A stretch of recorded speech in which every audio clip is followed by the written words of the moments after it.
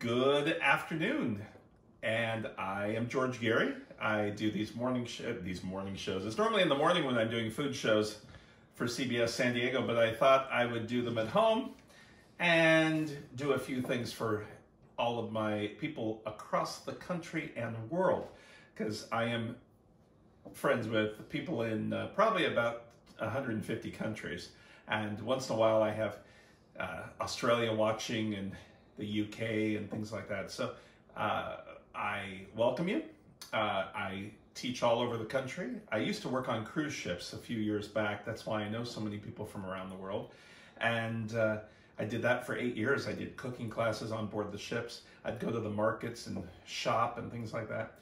So I have lots of stories. And I also own a tour company. I've been doing tours of the south of France for about 32 seasons, I think.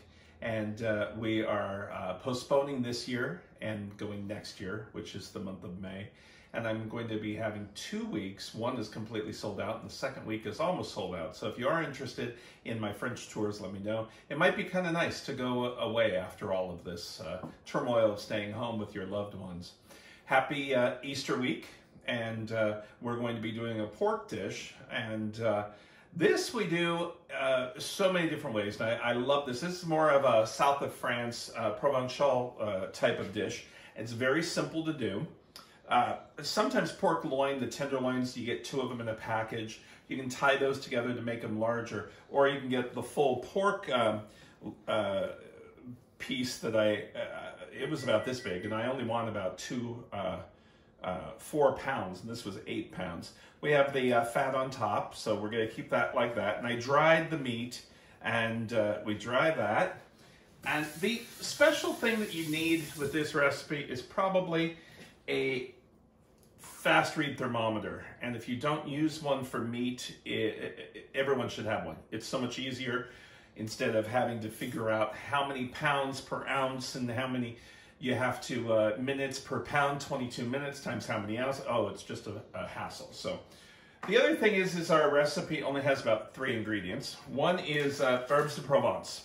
This is a half a bag left, and I buy this once a year when I'm in the south of France. I've got to kind of watch it this year because I am not going in May. But we go to a little olive oil place that Julia Child used to buy all of her olive oil at. It's a little village called Opio, O-P-I-O, and they also sell herbs. And the herbes de Provence are a mixture of, this is rosemary, marjoram, thyme, and dried basil. And we've got, there's no lavender in this one. Sometimes you'll see packages with lavender in it. You'll see jars. This whole package, US dollars, full, is about $3 US. So I have everybody buying a big bag of this, and then they put it in smaller bags and give it as gifts. And one time the owner of the olive oil place, she said, "Are you with a lot of chefs? Because a chef will use this and this size." And I just said, yeah, we've got a lot of chefs in my group. So we have that. Then we're going to have breadcrumbs. Now, in south of France, you can't buy breadcrumbs because what they do is their baguettes. The next day, they dry them. They make little crostinis that we did on a couple weeks ago when we did the mushroom dish. And you can look back at all these on YouTube. And then we buy breadcrumbs normally, but they'll take those and dry them and put them through a food processor. So we can't buy breadcrumbs in the south of France. I don't know about Paris, but... And then we've got honey. Now, I've warmed this honey up a little bit just so it's a little bit more liquefied. This honey is citrus honey. I rather use lavender honey for this dish, and that's what we use in the south of France. So at home, California, we have a lot of honeys. We had that big, huge bloom that you probably heard about, the super bloom. All these flowers a year ago this month was about 5 miles from us, and the honey produced after that was called super bloom honey, and it tasted so good, and I have a jar hidden that I use. So this is just citrus honey that I got from our local honey guy. Then we've got our breadcrumbs. I'm using some Italian breadcrumbs. You can use any kind, plain. I don't use panko in this because I want it a little bit finer.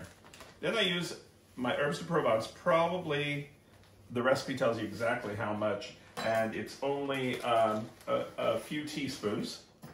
And we blend that together so we have the mixture. Now, like I said, I dried this pork. I use a board when I do this. Make sure you have a rack and don't put this straight on. You're going to first take it. This is the messy part.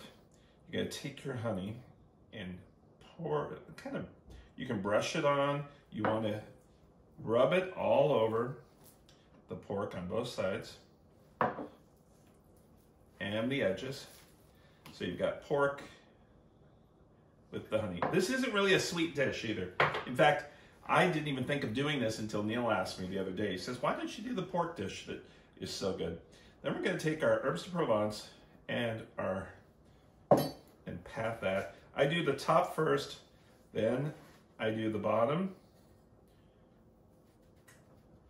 and then I place it in the rack, and I will put some of this on top. So what happens is that honey will caramelize with the heat, and it is so good. So when it's time, when it's closer, I tell you for 145 degrees Fahrenheit internal temperature. So I'll look at this and put it in after about 20 minutes just to see where I'm going. Once I hit 140, 145, take it out, put a tent of foil on top. I do this without the foil. And then I will take and let it rest for 10 to 15 minutes before I slice it, and then it's done. So come back and we'll have this done, and you'll get to see our pork already done. Okay, our pork loin's done, and we've got the internal temperature of 145. We're going to take, make sure this doesn't stay in there, you just check it. Cover it, and that's it.